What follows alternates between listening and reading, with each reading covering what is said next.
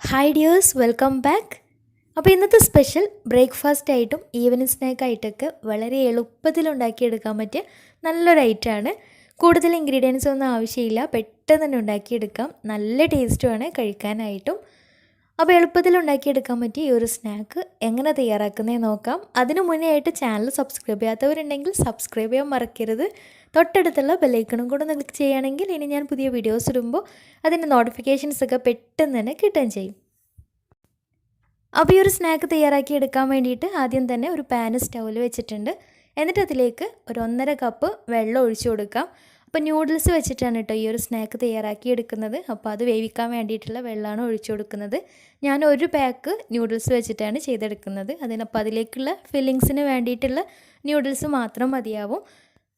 പിന്നെ ന്യൂഡിൽസ് വെന്ത് വരുന്ന സമയത്ത് ഒട്ടിപ്പിടിക്കാതിരിക്കാൻ വേണ്ടിയിട്ട് വേറിട്ട് നിൽക്കാൻ വേണ്ടിയിട്ട് കുറച്ച് ഓയിലും കൂടെ ചേർത്ത് കൊടുത്തിട്ടുണ്ട് വെള്ളത്തിലേക്ക്. ഇനി ഇതിലേക്ക് ന്യൂഡിൽസ് ചേർത്ത് കൊടുക്കാം. അപ്പോൾ ഞാൻ ഒരു പാക്ക് ന്യൂഡിൽസാണ് എടുത്തിട്ടുള്ളത്. അപ്പോൾ അതിൽ പകുതി പൊടിഞ്ഞു പോയിട്ടുണ്ടായിരുന്നു കേട്ടോ. അപ്പോൾ അതൊന്നും കുഴപ്പമൊന്നുമില്ല. ഇതിൻ്റെ കൂടെ തന്നെ നമുക്ക് വേണമെന്നുണ്ടെങ്കിൽ കുറച്ച് വെജിറ്റബിൾസും കൂടെ ചേർത്ത് കൊടുക്കാം. ഞാനിപ്പോൾ ചെറിയൊരു കഷ്ണം ക്യാരറ്റും ചെറിയൊരു കഷ്ണം ക്യാപ്സിക്കും കൂടെ ചെറുതായിട്ട് ഇതുപോലെ വളരെ ചെറുതായിട്ട് കട്ട് ചെയ്തിട്ട് ഇതിലേക്ക് ചേർത്ത് കൊടുക്കുന്നുണ്ട്. അപ്പോൾ ഇതുപോലെ ഇട്ട് കൊടുക്കുന്ന സമയത്ത് ചെറുതായിട്ട് തന്നെ കട്ട് ചെയ്തെടുക്കാൻ ശ്രദ്ധിക്കുക. കാണാൻ നല്ലൊരു ഭംഗിയും കൂടെ ആയിരിക്കും, ടേസ്റ്റുമാണ്. പിന്നെ ഇനി ഇത് രണ്ടും ചേർത്ത് കൊടുത്തിട്ടില്ലെങ്കിലും കുഴപ്പമൊന്നുമില്ല, ന്യൂഡിൽസ് മാത്രമായാലും കുഴപ്പമൊന്നുമില്ല. ഇനി ഇത് നന്നായിട്ടൊന്ന് മിക്സ് ആക്കിയിട്ട് നന്നായിട്ടൊന്ന് വേവിച്ചെടുക്കണം. പിന്നെ വേവിച്ചെടുക്കുന്ന സമയത്ത് വെള്ളം കുറവാണ് തോന്നുന്നുണ്ടെങ്കിൽ കുറച്ച് ചൂടുവെള്ളം ചേർത്തിട്ട് മിക്സാക്കി എടുത്താലും മതിയാവും.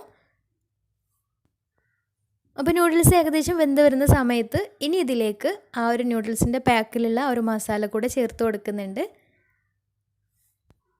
അപ്പോൾ ഈ ഒരു മസാലയിൽ തന്നെ ഇതിലേക്ക് ആവശ്യമായിട്ടുള്ള ഉപ്പും ഇതിൽ തന്നെ ഉണ്ടാവും. ഇനി വേണമെന്നുണ്ടെങ്കിൽ അവസാനം ടേസ്റ്റ് നോക്കിയിട്ട് ഉപ്പ് വേണമെന്നുണ്ടെങ്കിൽ ഇട്ട് കൊടുക്കാം. ഞാനിപ്പോൾ എക്സ്ട്രാ ഉപ്പൊന്നും ചേർത്ത് കൊടുത്തിട്ടില്ല.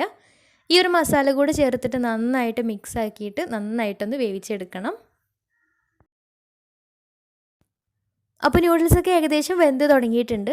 ഇനി ഇതിലേക്ക് നല്ലൊരു കളറിന് വേണ്ടിയിട്ട് ഒരു 1/4 table spoon Kashmiri chilli powder കൂടെ ചേർത്ത് കൊടുക്കുന്നുണ്ട്. അപ്പോൾ ഇത് നിർബന്ധമൊന്നുമില്ല, കാണാനൊരു ഭംഗിക്ക് നല്ലൊരു കളർ കിട്ടാൻ വേണ്ടിയിട്ട് മാത്രം ചേർത്ത് കൊടുത്തതാണ്.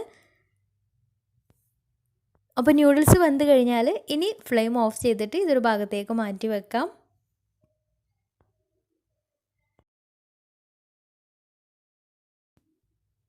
ഇനിയൊരു ബൗളെടുത്ത് അതിലേക്ക് 2 കോഴിമുട്ട പൊട്ടിച്ചൊഴിക്കാം.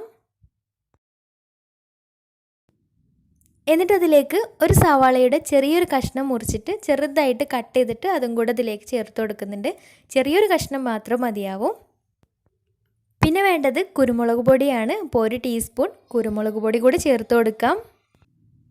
പിന്നെ പാകത്തിന് ഉപ്പും കൂടി ചേർത്തിട്ട് നന്നായിട്ടൊന്ന് മിക്സാക്കി എടുക്കാം.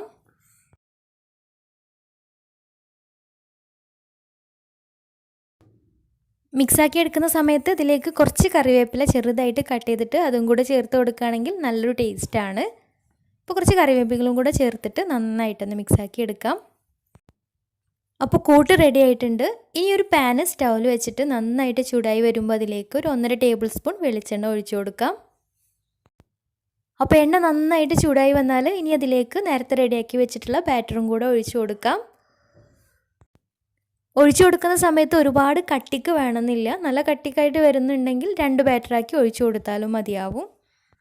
പിന്നെ ഒരുപാട് ഹൈ ഫ്ലെയിമിലിട്ടിട്ട് ചെയ്തെടുക്കേണ്ട ആവശ്യമില്ല, ഒരു മീഡിയം ഫ്ലെയിമിലിട്ടിട്ട് ചെയ്തെടുത്താൽ മതിയാവും. ഒരുപാട് ഹൈ ഫ്ലെയിമിലാവുമ്പോൾ പെട്ടെന്ന് അടിഭാഗം കരിഞ്ഞു പോകാനും സാധ്യതയുണ്ട്. അപ്പോൾ മുട്ട മുകൾ ഭാഗമൊക്കെ ഒന്ന് ഏകദേശം ആയി വരുന്ന സമയത്ത് ഇനി അതിലേക്ക് നേരത്തെ റെഡിയാക്കി വെച്ചിട്ടുള്ള ന്യൂഡിൽസിൻ്റെ കൂട്ട് ഇതിൻ്റെ മുകളിലായിട്ട് ഇട്ട് കൊടുക്കാം. അതുപോലെ തന്നെ ന്യൂഡിൽസിൻ്റെ കൂട്ട് പകുതി ഭാഗത്ത് മാത്രമാണ് ഇട്ട് കൊടുത്തിട്ടുള്ളത്, കാരണം ഇത് പകുതിയായിട്ട് മടക്കിയെടുക്കാനുള്ളതാണ്. ഇനി ഇതിൻ്റെ മുകളിലായിട്ട് കുറച്ച് മല്ലിയില ചെറുതായിട്ട് കട്ട് ചെയ്തിട്ട് അതും കൂടി ചേർത്ത് കൊടുത്തിട്ടുണ്ട്. പിന്നെ വേണമെന്നുണ്ടെങ്കിൽ കുറച്ച് ടൊമാറ്റോ സോസ് എല്ലാ ഭാഗത്തേക്കായിട്ടും ഒന്ന് സ്പ്രെഡ് ചെയ്ത് കൊടുക്കുകയും ചെയ്യാം. ഇനി ഇത് ഇതുപോലെ ഒന്ന് ചട്ടകം വെച്ചിട്ട് ഒന്ന് ചെറുതായിട്ടൊന്ന് പ്രസ് ചെയ്ത് കൊടുക്കുന്നുണ്ട്. അപ്പോൾ മുകൾ ഭാഗം മുട്ടയൊക്കെ നന്നായിട്ട് സെറ്റായി വന്നാൽ ഇനി ഇത് പകുതിയായിട്ടൊന്ന് മടക്കി ഇട്ട് കൊടുക്കാം. മടക്കിയതിന് ശേഷം ഉടനെ തന്നെ ഇതുപോലെ നന്നായിട്ടൊന്ന് പ്രസ് ചെയ്ത് കൊടുക്കുകയും ചെയ്യാം. പിന്നെ കാണാനൊരു ഭംഗിക്ക് വേണമെന്നുണ്ടെങ്കിൽ മല്ലിയില കട്ട് ചെയ്തത് മുകൾ ഭാഗത്തൊന്ന് വിതറി കൊടുക്കുകയും ചെയ്യാം. 2-3 മിനിറ്റ് കഴിഞ്ഞാൽ മറിച്ചിട്ടിട്ട് ആ ഒരു ഭാഗം കൂടെ ഒന്ന് വേവിച്ചെടുക്കാം. ഇത്രയേ ഉള്ളൂ, എളുപ്പത്തിൽ ഉണ്ടാക്കിയെടുക്കാൻ പറ്റിയ നല്ലൊരു ഐറ്റമാണ്. ബ്രേക്ക്ഫാസ്റ്റ് ആയിട്ടും ഈവനിങ് സ്നാക്ക് ആയിട്ടൊക്കെ ഉപയോഗിക്കാവുന്നതേ ഉള്ളൂ. നല്ല ടേസ്റ്റാണ്, ഉണ്ടാക്കിയെടുക്കാനും നല്ല എളുപ്പമാണ്. ഇനി ഇത് ഇഷ്ടമുള്ള ഷേപ്പിൽ കട്ട് ചെയ്തിട്ട് സെർവ് ചെയ്യാം. അപ്പോൾ എല്ലാവരും ഒന്ന് ട്രൈ ചെയ്ത് നോക്കുക. ന്യൂഡിൽസ് കയ്യിലുണ്ടെങ്കിൽ ഇതുപോലെ ഒന്ന് ട്രൈ ചെയ്ത് നോക്കുക. എന്നിട്ട് നിങ്ങളുടെ ഫീഡ്ബാക്ക്സ് താഴെ കമൻറ്റ് ബോക്സിൽ അറിയിക്കാൻ മറക്കരുത്. അപ്പോൾ ഇന്നത്തെ വീഡിയോ ഇഷ്ടമായെന്ന് വിചാരിക്കുന്നു. ഇഷ്ടമായെങ്കിൽ ലൈക്ക് ചെയ്യുക, ഫ്രണ്ട്സ് റിലേറ്റീവ്സിനൊക്കെ ഒന്ന് ഷെയർ ചെയ്യുകയും ചെയ്യുക. അപ്പോൾ നല്ല അടിപൊളി വീഡിയോയുമായി വീണ്ടും വരാം. അതുവരെ take care, bye, thank U.